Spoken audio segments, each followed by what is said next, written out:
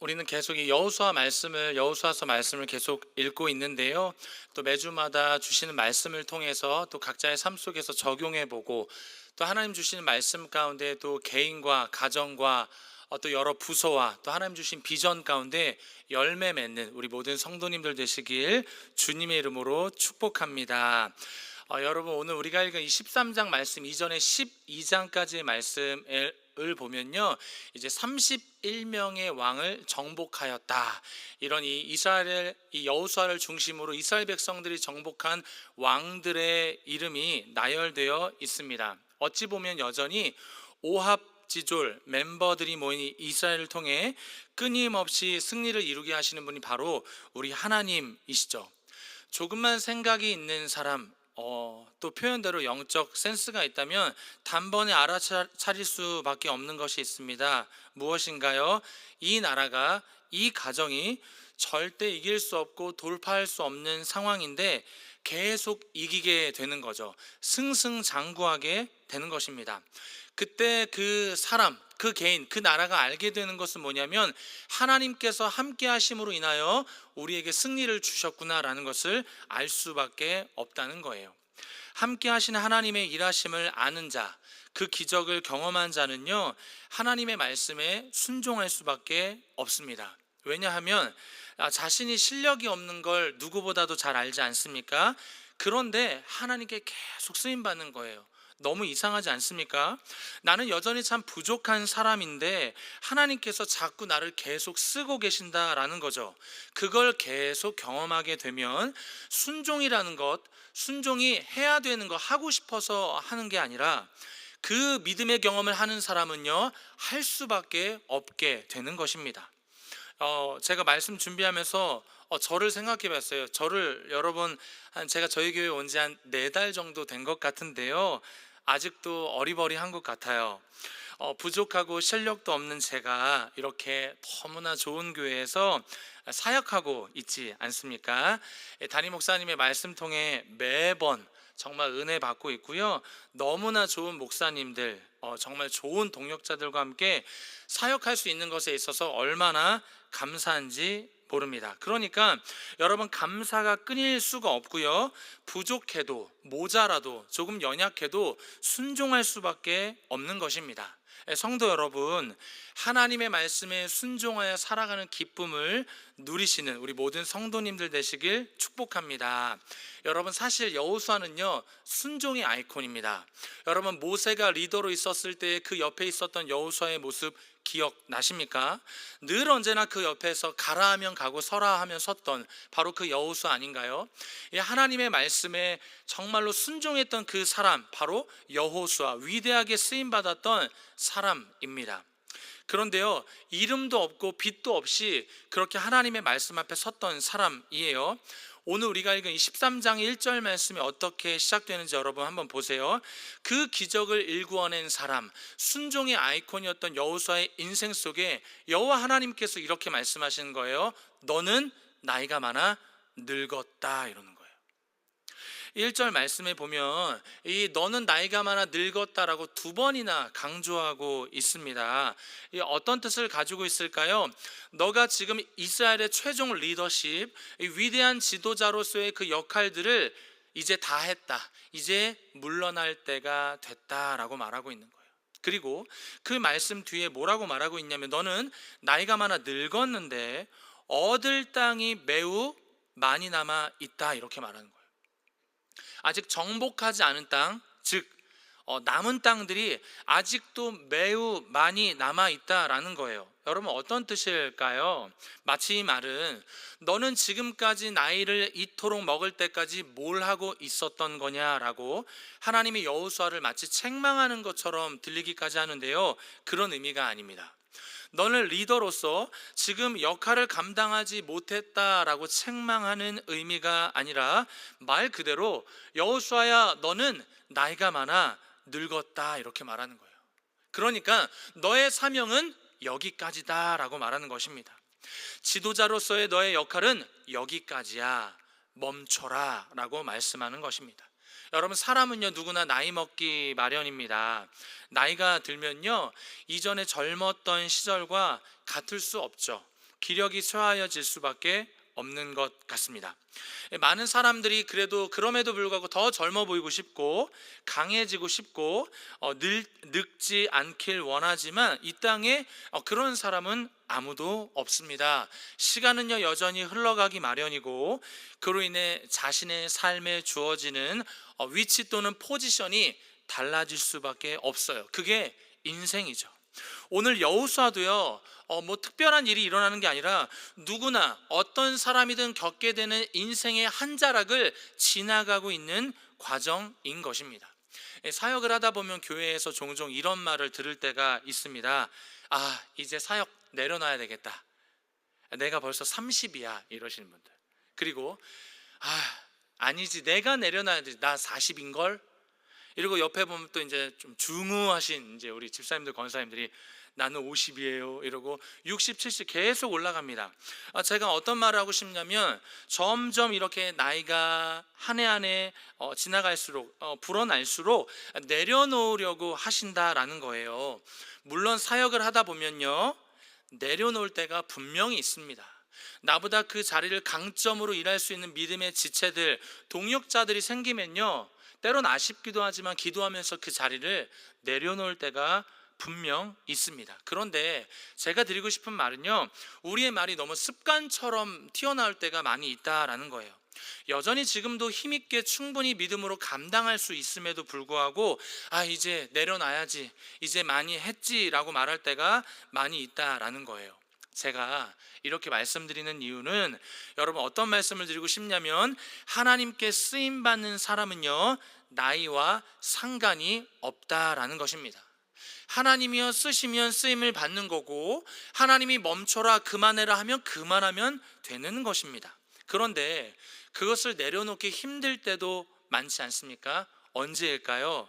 아까울 때라고 적어봤어요. 그래도 내가 열심과 그 누구보다 열정과 무릎으로 기도로 쌓아놓았던 이 사랑하는 자리, 이 부서, 정말 눈물로 섬겼던 그 자리들 있지 않습니까? 그런데 그것을 내려놔야 될 상황을 겪게 되면요 아쉽지 않을 사람이 어디 있겠습니까? 어떤 사람이 아쉽지 않겠어요?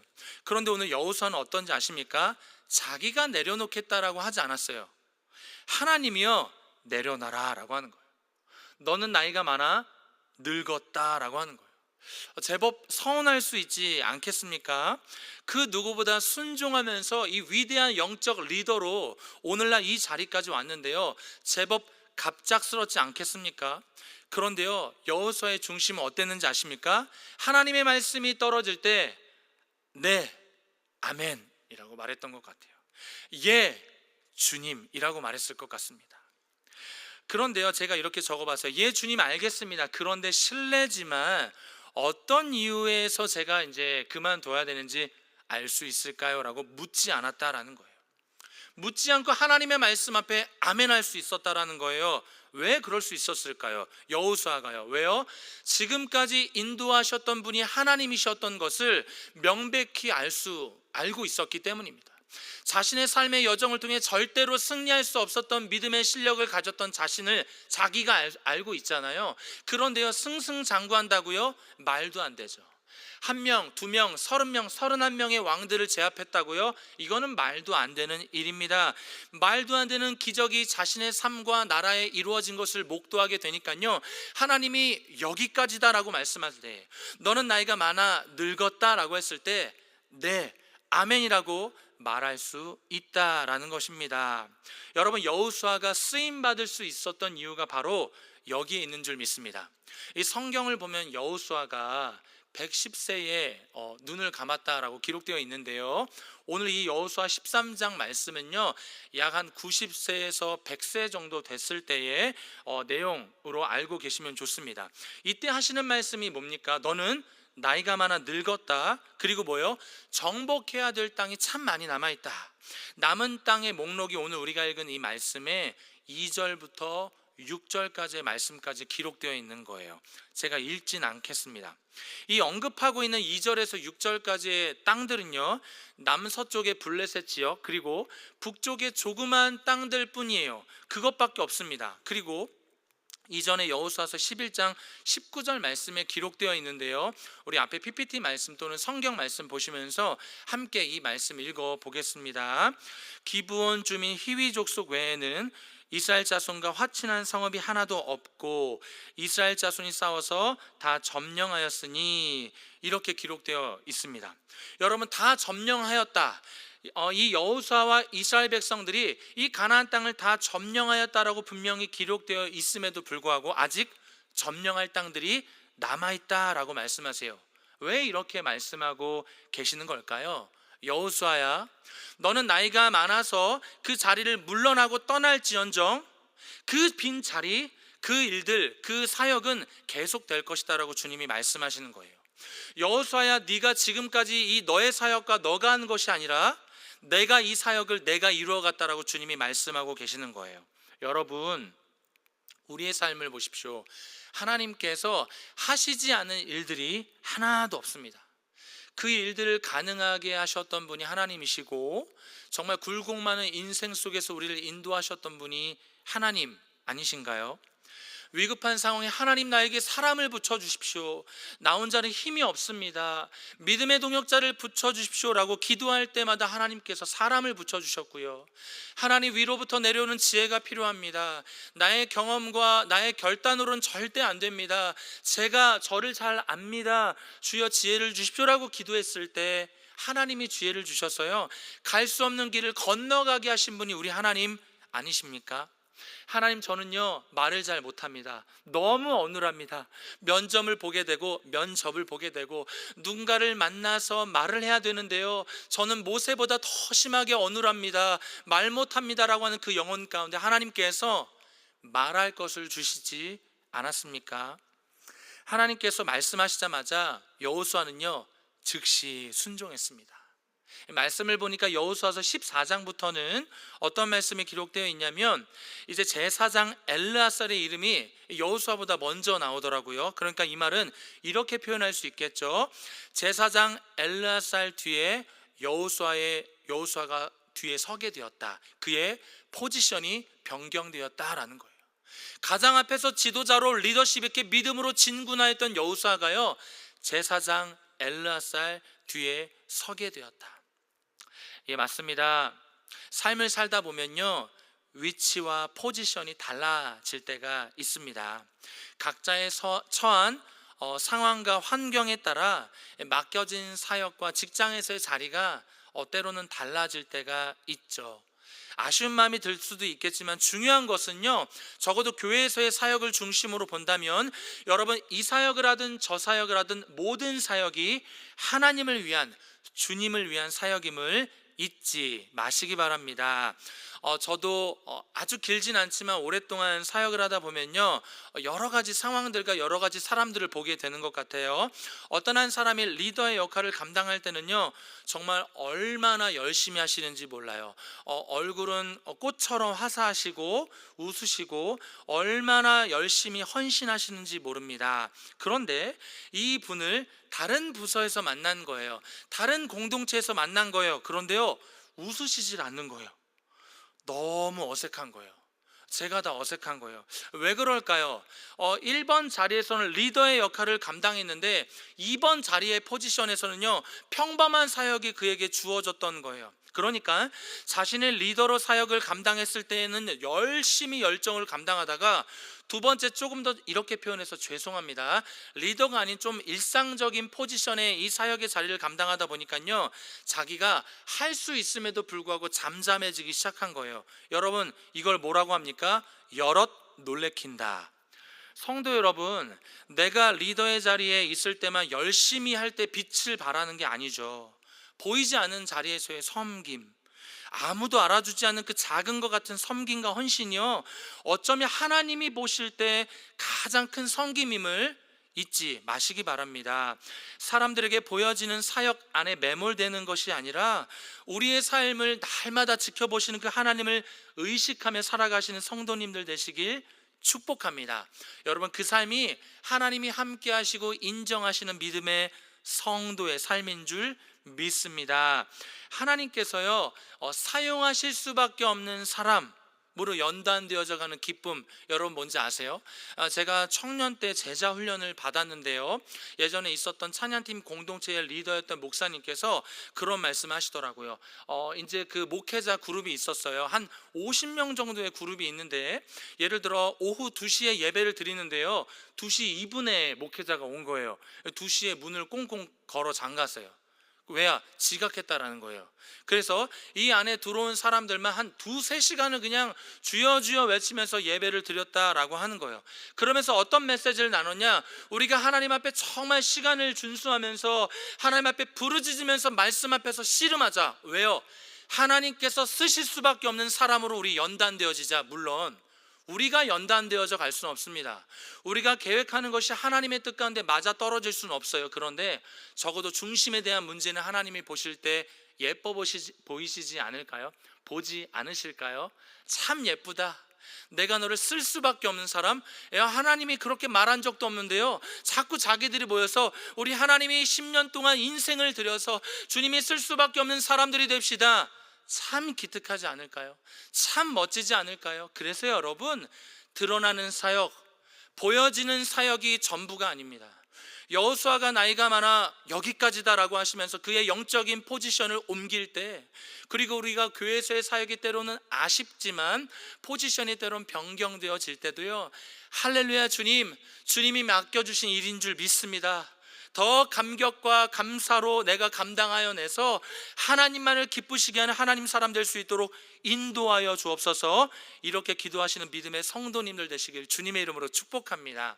이제 이 여호수아에게 단 한 번도 이렇게 불평불만하지 않은 여호수아에게요, 새로운 사명이 주어지는데요, 우리 6절 말씀 같이 한번 읽어 보겠습니다. 여호수아서 13장 6절 말씀입니다. 시작.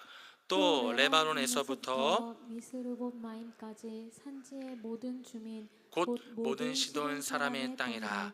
내가 그들을 이스라엘 자손 앞에서 쫓아내리니 너는 내가 명령한 대로 그 땅을 이스라엘에게 분배하여 기업이 되게 하되. 아멘, 아멘. 여러분, 2절에서 6절까지의 말씀은 아직 정복하지 않은 땅, 남은 땅에 대해서 이렇게 계속 나열되어 있다라고 말씀드렸습니다. 그러면서 여호와 하나님께서 여호수아에게 어떤 명령, 새로운 사명을 주시는지 아십니까? 너는 내가 명령한 대로 그 땅을 이스라엘에게 분배하라 라고 말씀하는 거예요. 이제 이 1장에서 12장까지의 말씀은 정복에 대한 말씀이었다면, 이제 하나님께서 이미 주신 이 가나안 땅을 분배하는 땅이 이 장이요, 이 여호수아서 10장 13장부터의 말씀입니다. 얻은 땅을 이제 나누는 거예요. 여러분, 그런데 하나님께서 아직 정복해야 될 땅이 많다라고 말씀하셨잖아요. 그리고 매우 많다라고 말씀하셨잖아요. 그런데 분배를 어떻게 하죠? 여호수아가 어떻게 집중하여 이 사역을 어떻게 감당할 수 있겠습니까? 6절 중반전에 그 해답이 나와 있습니다. 내가 그들을 이스라엘 자손 앞에서 쫓아내겠다, 이렇게 말씀하는 거예요. 너는 내가 너에게 주어진 사명, 분배의 사명을 기도하며 지혜롭게 감당해내면 내가 그 수많은 사람들 이스라엘 자손 앞에서 쫓아내는 일은 누가 감당하겠다? 하나님 자신이 감당했다라고 말씀하시는 거예요. 여러분, 이 말씀이 무슨 말씀인지 아세요? 오늘 나에게 주어진 사명만을 바라보면서 순종으로 감당해내라는 거예요. 하나님, 저 이것밖에 되지 않은 사역인데요, 누군가는 멋들어진 사역이고요, 조명받는 사역이고요, 막 4개, 6개, 7개씩 하는데 저는 1개, 2개밖에 안 됩니다. 뭐 이렇게 해서 하늘나라의 상급이 쌓여질 수 있겠나요? 라고 물으신다면, 여러분, 오늘 나에게 주신 그 사역이 마치 여호수아에게 정복을 위해 살았던 이 영혼에게 이제 새로운 분배의 역할을 감당하듯이, 하나님 이 사역이 오늘 하나님이 나에게 선물처럼 주신 사역임을 믿습니다라고 담당해야 될 이유가 여기에 있는 줄 믿습니다. 제가 이 말씀 읽다가 마태복음 6장 33절인데요, 저만 읽어드릴게요. 그런즉 너희는 먼저 그의 나라와 그의 의를 구하라. 그리하면 이 모든 것을 너희에게 더하시리라. 아멘. 여러분, 우리는 그저요 하나님의 일을 순종과 기쁨으로 감당하는 게 우리의 몫인 줄 믿습니다.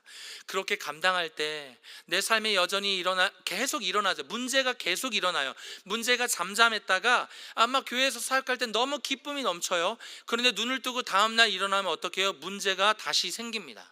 그럼 그 문제 때문에 사역을 할 수 없습니다.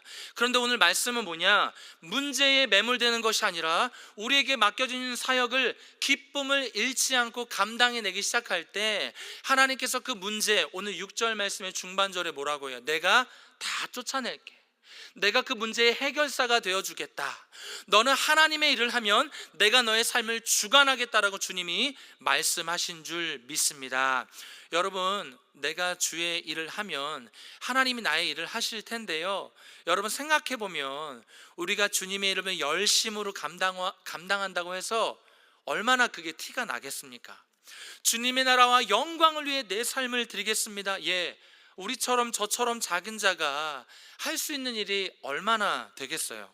그런데요, 그렇게 할 수 있는 일, 실력이 별로 없는 저희들에게 어떤 역사가 이루어지는가?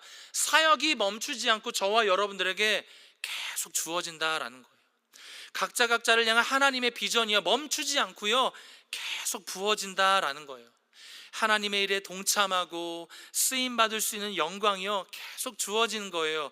여러분, 이처럼 감사한 일이 어디 있겠습니까?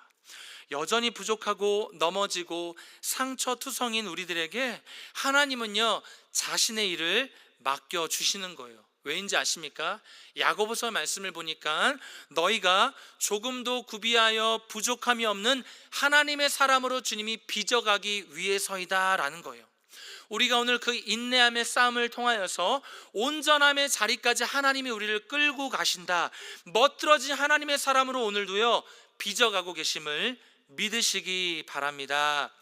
때론 저와 여러분들에게 주어진 일들이 조명받지 않는 일이라고 해서 작은 일처럼 여겨질 수 있어요. 여호수아도 최종 지도자, 최종 리더십으로서 이 땅을 정복했던 위치에서 땅을 분배하는 일로 이 사역의 포지션이 옮겨지고 제사장 엘르아살 뒤에 그가 서 있었을 때 그도 그렇게 여겼을 수 있지 않겠습니까? 그런데 여러분, 사실 땅을 분배하는 일이 더 어려운 거예요.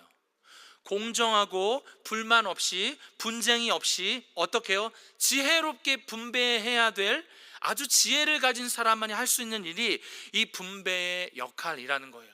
뭐예요? 아무나 할 수 없는 일이다. 잘못 나누면 정말 나뉘어지죠. 갈라집니다. 더 큰 일이 일어납니다. 그래서 누가 가장 적합할까? 하나님이 보실 때 여호수아였던 거예요. 너밖에 없었던 거예요. 그래서 그에게 땅을 분배하는 일을 맡기셨던 것입니다. 여러분, 이 말씀이 무슨 말씀일까요? 우리가 때론 우리의 사역이 움직여질 때 그 일에 가장 적합한 일꾼이요, 나이기 때문이에요. 다른 사람이 물론 할 수도 있겠지만 그 사역의 영광을 다른 이가 아니라 하나님이요 나에게 주고 싶으셨기 때문이에요.